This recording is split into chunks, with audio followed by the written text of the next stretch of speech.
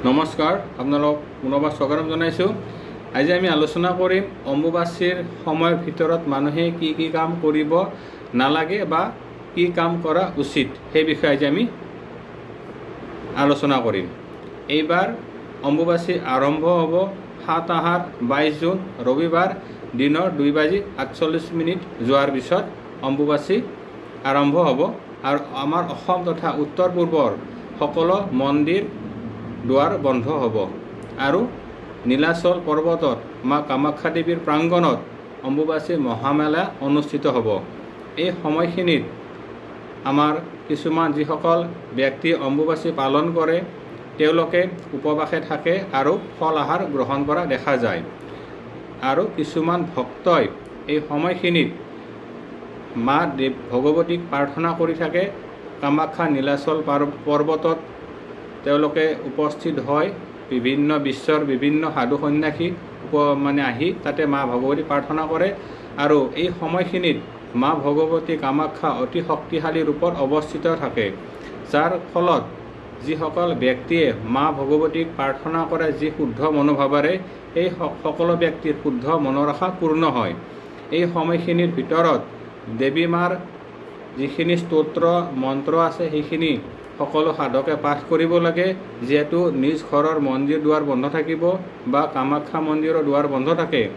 নিজ ঘৰতে মাৰ নাম লৈ তেওঁলোকে মন্ত্ৰ জপ পূজা পাঠ বা ধ্যান সাধনা অনুষ্ঠিত কৰিব লাগে আৰু যিসকল ব্যক্তিয়ে বা সাধকে নীলাচল পৰ্বতত মা কামাখ্যা প্ৰাংগণত উপস্থিত হৈ মন্ত্ৰ জপ সাধনাত লিপ্ত হয় তেওঁলোক অতি সৌভাগ্যশালী আৰু তেওঁলোকৰ সকলো অশুভ শক্তি আঁতৰি যায়, গ্ৰহদোষ নাশ হয় আৰু মা ভগৱতীৰ কৃপাত তেওঁলোকে মনৰ বিচৰা ফল লাভ কৰিবলৈ সক্ষম হয়।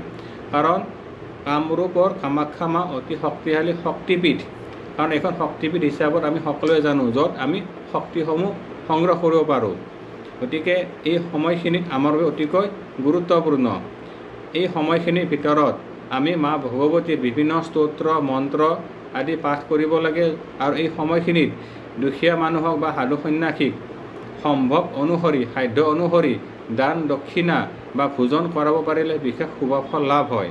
বা যিসকল ব্যক্তিয়ে অম্বুবাচীৰ ভিতৰত উপবাস থাকে বা আমতি পালন কৰা বুলি কয় তেওঁলোককো যদি আমি ফল মূল চাগু আদি দান কৰিব পাৰোঁ তেতিয়া আমাৰ পুণ্যফল বৃদ্ধি হয়।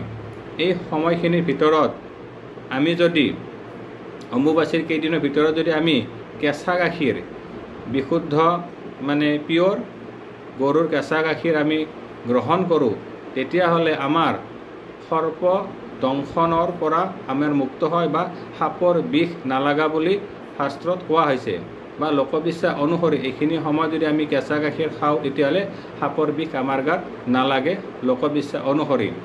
এই সময়খিনিৰ ভিতৰত মানুহে কিছুমান কাম কেতিয়াও কৰিব নালাগে, যিসমূহ কাম কৰিলে তেওঁলোকৰ কৰ্ম ভাগ্য ব্যাহত হয়।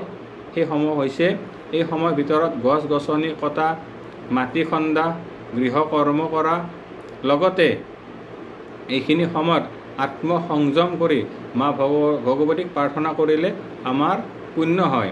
যদি মাটি খন্দা বা গছপুলি ৰোৱা, গছপুলি কটা আদি কৰ্মসমূহ আমি কৰোঁ বা প্ৰকৃতিক ধ্বংস কৰোঁ তেতিয়াহ'লে আমাৰ হিতে বিপৰীতে হ'ব, আমাৰ ভাগ্য হ্ৰাস হ'ব আৰু আমাৰ পুণ্যকৰ্ম হ্ৰাস হৈ গ্ৰহ পীড়া আমি ভোগ কৰিবলৈ আমি সাজু থাকিব লাগিব। গতিকে এইখিনি সময়ত আমি এইবিলাক কৰ্ম কেতিয়াও কৰাব নালাগে। পৰাপক্ষত এইখিনি সময়ত আমি নিজকে আত্মসংযম ৰাখি ভগৱতীক প্ৰাৰ্থনা কৰিব লাগে আৰু বহুতে ভাবে যে যিহেতু মন্দিৰৰ দুৱাৰ বন্ধ আছে গতিকে এইকেইদিন আমি একো কৰিব নালাগে, তেনেকুৱা কোনো কথা নাই। যিসকল দীক্ষিত ব্ৰাহ্মণ আছে তেওঁলোকে গুৰু দীক্ষিত মন্ত্ৰ জপ কৰিব, তেওঁলোকে গায়ত্ৰী মন্ত্ৰ নিশ্চয় জপ কৰিব পাৰিব। লগতে এইখিনি সময়ত আমি মানুহক দান দক্ষিণা সেৱা শুশ্ৰূষা কৰিলে আমি পুণ্যফল বৃদ্ধি হয়। যদি সম্ভৱ হয় আপোনালোকে মহামায়ালৈ নিশ্চয় আহিব আৰু মাৰ প্ৰাংগণত বহি আপোনালোকে দেৱীৰ যদি 11 বাৰ নামো জপ কৰে তেতিয়া বহুত পুণ্যফল লাভ হ'ব।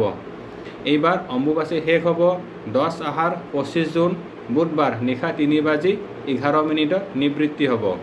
ইয়াৰ পিছত কামাখ্যা মন্দিৰ দৰ্জা খোলা যাব বা আমি নিজৰ ঘৰৰ মন্দিৰ চাফ চিকুণ কৰি প্ৰাৰ্থনা কৰিলে আমাৰ শুভফল বৃদ্ধি হ'ব। আৰু অম্বুবাচীৰ পিছত যদি কামাখ্যা মন্দিৰ দৰ্শন কৰিব পাৰে তেতিয়াহ'লে সকলো ভক্তৰ মনোকামনা পূৰ্ণ হয়, কাৰণ এইখিনি সময়ত মা ভগৱতীৰ শক্তিসমূহ অতি জাগৃত অৱস্থাত থাকে।